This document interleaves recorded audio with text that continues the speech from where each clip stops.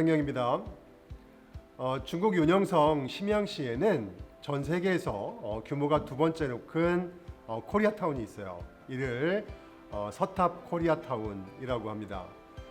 전 세계에 나가 있는 재외 한인들의 그 숫자를 한 800만 정도로 추산하고 있고 중국에 200만에 이제 한국인들이 거주하고 있는 것으로 보고 있어요. 중국 각지에도 다양한 코리아타운이 있지만 그 유서 가장 깊고 또 규모가 가장 큰 것은 중국 윤영성 심양시에 있는 서탑 코리아타운이라고 볼 수가 있겠습니다. 우선 참고로 이제 그 서탑 말씀드릴게요. 한국에서 이제 그 비행기를 타고 심양으로 직항하죠. 그러면은 이제 그 타오셴 그 국제공항이 있는데 그 국제공항에 내려서 심양시로 이제 들어오게 됩니다, 보통. 그러면 공항에서 시내로 들어오는 이 중간에 그 혼하라고 하는 강이 있어요. 그 한강 정도의 규모는 아니지만 그게 버금가는 굉장히 그 큰 강입니다. 근데 그 이 혼하를 예전에는 심수라고 했어요.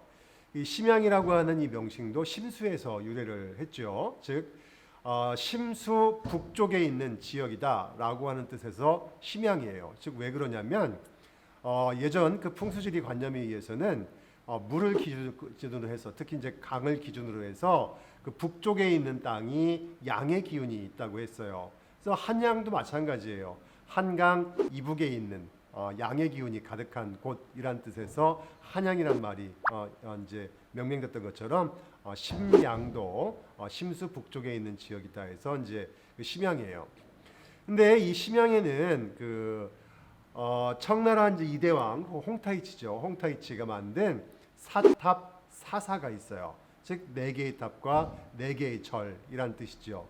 즉 동서남북에다가 탑을 만들었는데 그래서 동탑, 서탑, 남탑, 북탑이 있어요. 그리고 이 네 개의 탑에 네 개의 절을 이제 만들었죠. 이 서탑 중심으로 코리아타운이 형성이 된 거예요. 그래서 지금은 한국인들이 서탑을 가장 많이 알고 있지만 예전에는 서탑보다도 남탑이 우리 한민족과 연관이 있어요.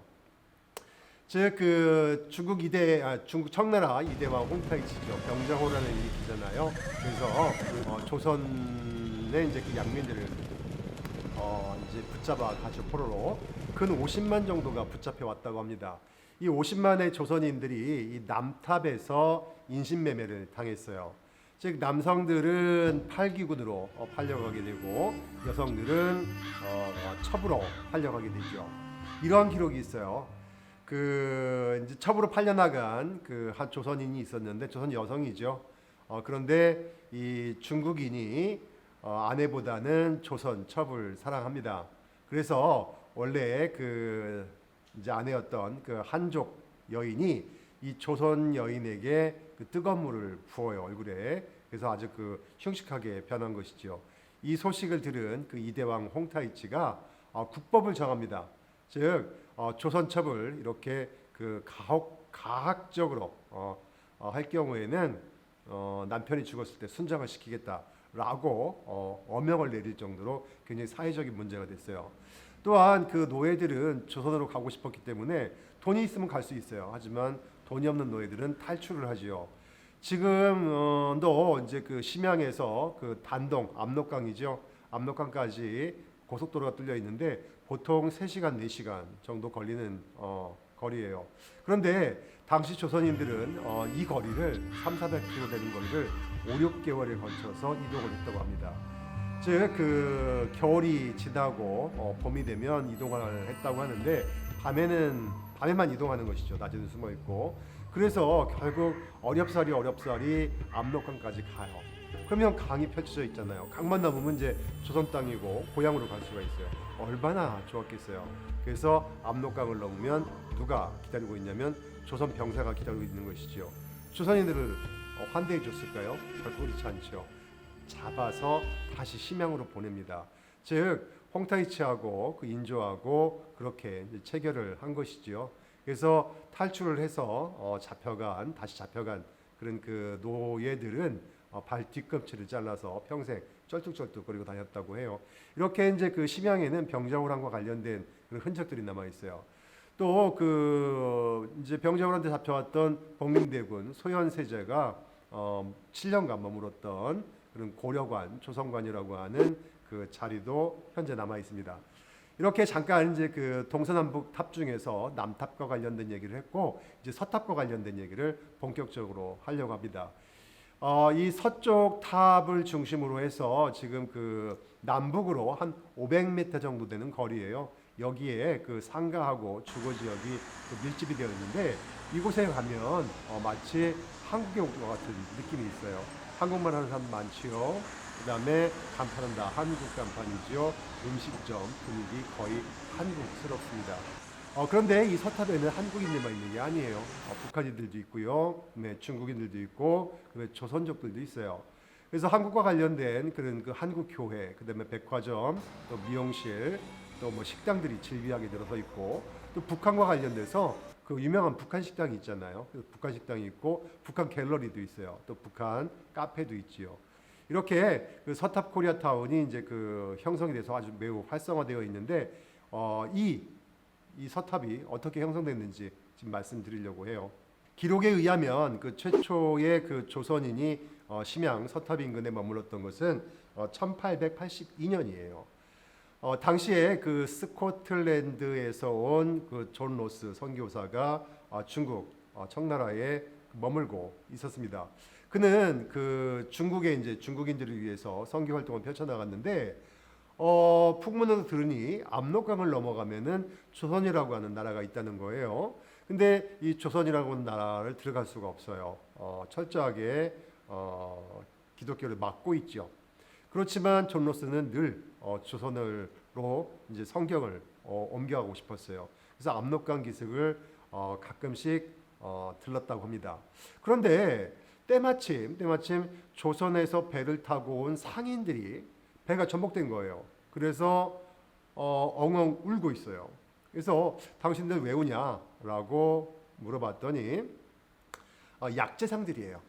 그래서 약재상들이 약재를 싣고 배에다 이제 약재를 싣고 오다가 배가 전복이 되고 약재가 다 떠내려가고 쫄딱 망한 것이죠. 그러자 이제 존 로스가 이제 제안을 합니다. 그러면 내가 그 약재 값을 물어주겠다. 대신에 나를 위해서 좀 그 도와다오. 뭘 돕습니까? 라고 하자 나와 함께 조선어로 한국어로 성경을 번역합시다.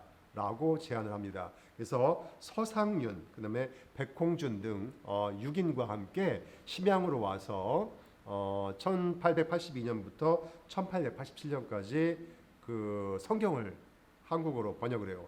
이것이 바로 우리나라 최초의 성경입니다.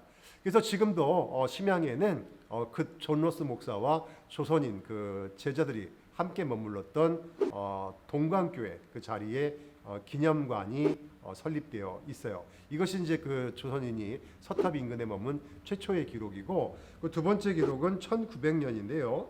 그 평안북도 영성군에 거주하던 안봉태가 중국인의 도움으로 서탑에 와서 쌀엿 장사를 최초로 시작했다고 해요. 이것이 이제 그 본격적으로 거주하게 된 이제 그 첫 번째 이유고 그로부터 한 10년 후인데요. 1910년대입니다. 1909년에 간도협약이 이루어지죠. 간도협약은 간도유람기에서 그 전에 한번 자세하게 다룬 적이 있습니다. 그 영상 참고하시면 좋겠습니다. 이 간도협약을 계기로 해서 그 일제가 중국으로부터 받아낸 것이 바로 심양과 그 단동까지 있는 철도 부설권이에요. 자, 이렇게 1910년대에 그 기차 심양역이 이제 활성화되기 시작합니다.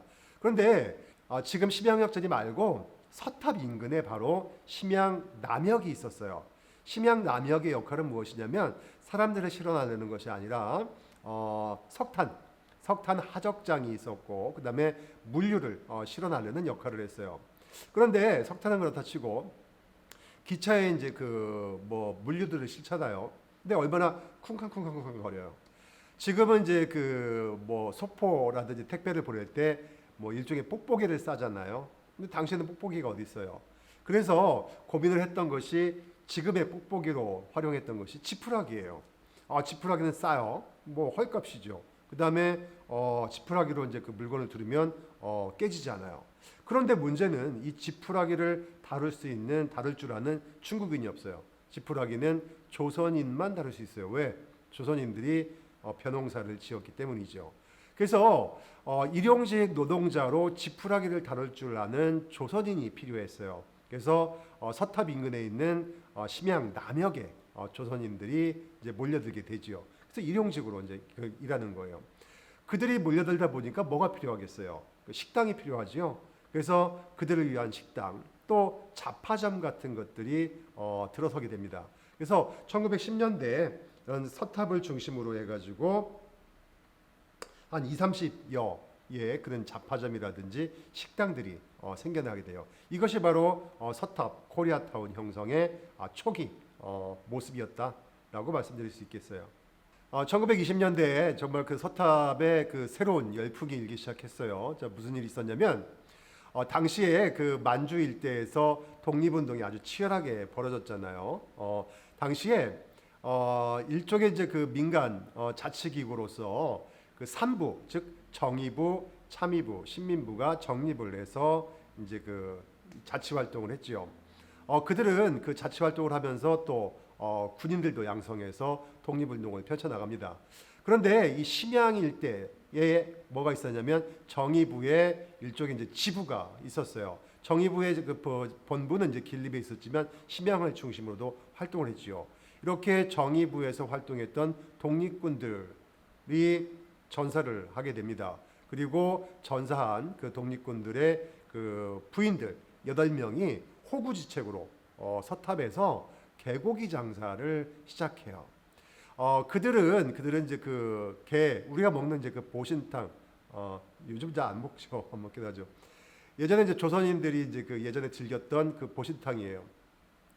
근데 이제 그 붉은색 이제 그 고춧가루도 들어가고 고추장도 들어간 이제 붉은 이제 저 개고기탕이잖아요. 근데 한족들도 물론 그 이전에 개고기를 먹었어요. 근데 그들이 먹었던 것은 이제 맑은 탕이라고 해가지고 하얀 탕이죠. 하지만 8명의 그 미망인들이 만들어냈던 그런 보신탕은 그 빨간색 보신탕이었습니다. 또한 수육도 아주 맛있었다고 해요. 그런데 정말로 8명의 그런 미망인들이 운영하는 식당이어서 불야성을 이뤘는지 아니면 정말 맛이 있어서 불야성을 이뤘는지 모르겠지만 정말로 인기가 많았다고 해요. 그래서 그 식당 주변으로 개고기집이 우후죽순도 늘어나기 시작하는 거예요. 그래서 아주 그 개고기 골복이 만들어지게 되고 또 조선식의 어떤 식당들이 많이 늘어나게 됐대요. 그래서 20년대에는 서탑에 그런 보신탕을 중심으로 한 조선족 식당이 30여 곳으로 늘어났다고 합니다. 식당이 30여 곳이었으니 거기를 드나드는 조선인들은 얼마나 많았겠어요.